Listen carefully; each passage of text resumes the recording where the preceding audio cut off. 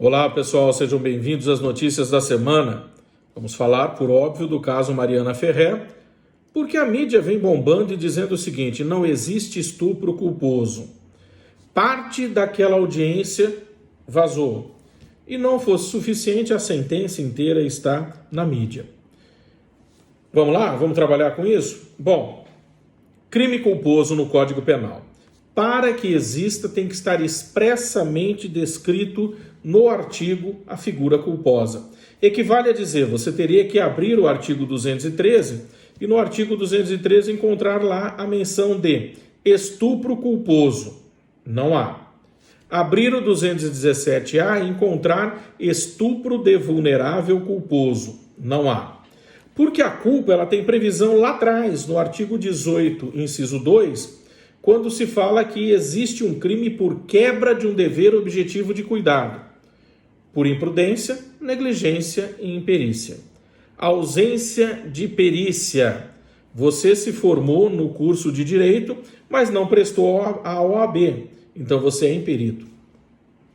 Você pegou o carro e furou o sinal vermelho, você é imprudente.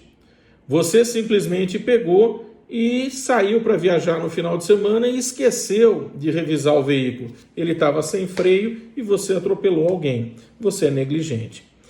Portanto, em nenhum desses casos nós podemos dizer que estava o acusado deste processo. E aí o Ministério Público fez a triste comparação. Ele disse, olha, este caso se assemelha muito àquele onde o acusado não teria a intenção de cometê-lo. E também não há provas para a condenação. O juiz, por sua vez, lava as mãos e diz, se o Ministério Público diz que não tem prova, quem sou eu para dizer que tem? Ponto final, está absolvido. Mas o que mais chama atenção é que a audiência foi um circo dos horrores. Nós tivemos o juiz de braço cruzado, o Ministério Público de braço cruzado, Mariana chorando copiosamente, dizendo, olha, pelo amor de Deus, eu tenho dignidade, eu não sou aqui uma acusada, eu não sou uma ré, eu não pratiquei crime nenhum, por favor, para. E o advogado pegando fotografias e sacudindo, tentando provar que Mariana não merecia respeito. E por que não dizer, era uma pessoa desclassificada, uma vagabunda. Primeiro, que para trazer as fotografias ou qualquer documento na audiência, esses documentos tinham que ser protocolados anteriormente, para que as partes tivessem acesso e soubessem o que iam enfrentar na audiência, o que não aconteceu com todos os documentos. Segundo, discutia-se naquele momento o estupro. E não se Mariana estava com pouca roupa, muita roupa, se ela saía de biquíni, se ela saía sem biquíni. Isso não tem a menor importância neste processo. E, portanto, atacá-la frontalmente, como ele fez, é no mínimo desonesto.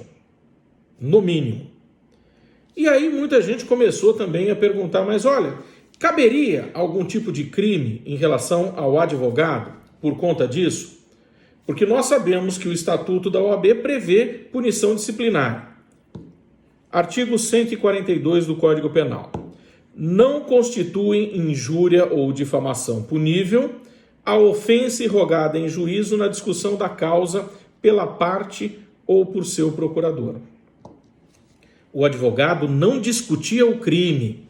O advogado menosprezava a pessoa. Portanto, ele não tem a isenção que diz o artigo 142. Difamar significa imputar um fato a alguém simplesmente esparramando a notícia para todo mundo. Reputação. Dizer que Mariana era uma pessoa desclassificada, uma meretriz, sem dúvida nenhuma configura difamação. Para quem assistiu à audiência, para o juiz e para o promotor, inclusive. Pontualmente olhar para Mariana e induzir que ela seja uma pessoa deste nível, diretamente ofende a sua dignidade ou decoro, o sentimento que ela tem de si ou que ela acredita que as pessoas tenham dela. E, portanto, Mariana está caracterizado, sim, o artigo 142. Procedimento deve ser aberto não só contra o advogado na sua OAB, no seu estado, mas também deve ser aberto a título de crime contra a honra, tanto difamação quanto injúria, e aqui cabe concurso de crimes, ok? Mas olha, e o Ministério Público, ao cruzar os braços e permitir que isso acontecesse, também deverá ser representado em procedimento administrativo disciplinar na corregedoria do Ministério Público, porque isso não é a postura do promotor. E o juiz? O juiz deve também ser representado no Tribunal de Justiça em procedimento administrativo disciplinar, PROAD. E agora, Mariana, você tem força ainda maior, porque exatamente na data de hoje, o CNJ, Conselho Nacional de Justiça, abriu representação contra o juiz por, preste bem atenção, eu achei isso fabuloso, para apurar se houve tortura psicológica em relação à acusada. Óbvio que houve. A audiência demonstra isso pontualmente. E se isso for levado a sério, anula-se sentença, anula-se a audiência e volta-se a estaca zero. É interessante? Óbvio que é, porque nós já conhecemos todo o jogo sujo que vai ser colocado contra você e você tem a oportunidade de ter um assistente de acusação que realmente faça valer a pena os seus direitos. Bom, por que tudo isso é muito importante? Porque esse juiz julgou dilemas, ele não se ateve à norma, ele simplesmente fez um julgamento moral, lavou as mãos como nunca se viu neste país. E olha que a pessoa que vos fala tem 30 anos de advocacia criminal e eu nunca presenciei tamanha grosseria e jamais permitiria, seja com outro colega ou com um representante de Ministério Público ou juiz, mas enfim, aconteceu. O processo ele é tão escabroso porque o próprio acusado disse textualmente, ela estava completamente embriagada. Bom, mas se estava embriagado e o senhor mantém relação sexual, estupro de vulnerável. O motorista do aplicativo diz, Mariana chorava o tempo inteiro e estava literalmente fora de si. Se ela estava fora de si, mais um motivo. A perícia não comprova porque sabe-se lá por que cargas d'água, colhe-se o material, mas submete-se à perícia 4 meses depois. Óbvio, eu posso dizer que perícia nem tinha. Porque 4 meses depois, se você manipular 4 meses depois, você não constata absolutamente nada. Mas não fosse tudo isso suficiente, as testemunhas arroladas pela defesa eram todas funcionárias do café. E se eram funcionárias, deveriam ter sido contraditadas, não poderiam jamais estar ali testemunhando. E o promotor sabia disso, o juiz também, e nada fizeram, né? Não fosse tudo isso suficiente, Mariana, a irmã e a mãe foram compelidas a mudar de estado, porque não havia como se manter no local, tamanhos ataques que começaram a enfrentar. E a própria perícia constata, nesse ponto sem dúvida nenhuma, que a moça era virgem e teve a sua primeira relação sexual naquele momento.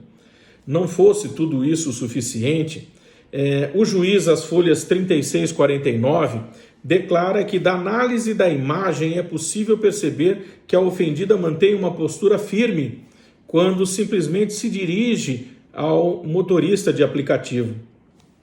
Senhor juiz, o senhor não tem competência técnica para isso e, portanto, isso jamais deveria ter sido colocado. E não fosse também o suficiente, o próprio juiz determina que seja paga a Mariana, a mãe e a irmã o tratamento psicológico. Ora, se vai ter uma ajuda para tratamento psicológico, só pode ser se ela for vítima. Se não for vítima, nós estamos literalmente dando uma sentença ou uma decisão que não pode ser levada a sério. Percebam como é controvertido o caso que nós estamos tratando. De toda sorte, espero ter podido ajudar um pouquinho mais.